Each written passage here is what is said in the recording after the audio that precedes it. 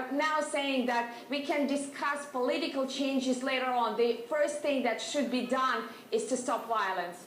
Sana Boyko reporting there from Damascus. Now, Russia's call for some foreign players to persuade the rebels to cease hostilities have apparently fallen on deaf ears. Foreign Minister Lavrov accused them of stirring up violence even further at a meeting with his G8 partners in Washington, D.C. RT's Ganesh Shikan explains.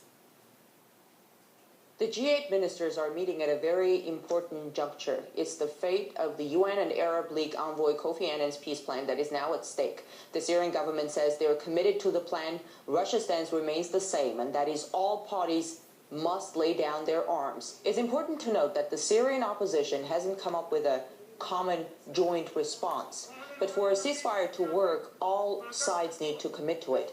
President Assad said he will stick to the plan, but will reserve the right to respond to terror attacks. The Russian foreign minister said that in that situation, it's important to have monitors to verify what's the situation on the ground.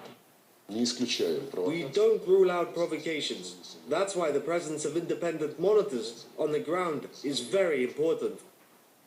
As far as the rhetoric between the U.S. and Russia, it's tense, to say the least. Secretary of State Hillary Clinton said Russia's refusal to support, quote-unquote, constructive action by the UN Security Council on the crisis in Syria is keeping its president, Bashar al-Assad, in power. U.S. Ambassador to the United Nations, Susan Rice, went even further, saying Russia and China have, quote, blood on their hands for refusing to go along with an intervention in Syria. There are policymakers here who are very pro-intervention, and they tend to blame Russia for all that's happening in Syria, at least in their public statements. In the meantime, Moscow's pushing for a political solution with a dialogue between the opposition and the government, whereas the U.S. and the UK, for example, and the Arab League tend to prompt the Syrian opposition not to hold any talks with President Assad and to continue fighting, essentially, even as if they say they're also for a political solution. We're trying to influence the Syrian opposition. We held meetings with both the opposition inside the country and the exiled opposition. But it's absolutely clear that some of our international partners tell them different things and prevent the opposition from making any concessions. This is wrong. Sergei Lavrov also warned Western and Arab nations against arming Syrian rebels, saying, quote, even if the Syrian opposition is armed to the teeth, it will not be able to defeat the Syrian army, and the bloodshed will go on for years, end of quote. Neil Clark, a journalist and contributor to the Britain's Guardian newspaper, says Kofi Annan's plan did little to stop foreign states from bolstering the rebels and putting the blame on the Assad government. It's interesting to hear the West response, because the onus now is on the Western powers and on Saudi Arabia and on Turkey. That it's on those countries that are backing the opposition to tell them to support the peace plan, and to stop this talk about arming them, to stop this talk about regime change. And then if they do this, we could get peace in Syria, because we already have a democratic framework to solve this problem. There's two sides to this conflict. Obviously, the West is portraying this conflict as if it's only the Assad regime which is to blame for violence. Of course, that's not true.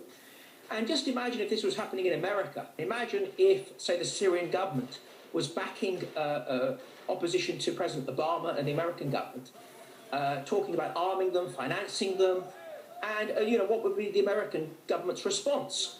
And so, what's been going on in Syria is an attempt by outside powers to bring about violent regime change.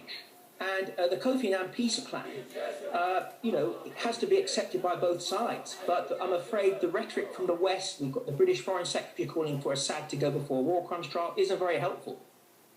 Well, there are mixed opinions around the world on the Syrian crisis, but today we want to know whether you think a complete ceasefire is likely to be respected. Now, that's the question we're asking in our online poll at RT.com. So let's see the answers that we've got so far from the viewers.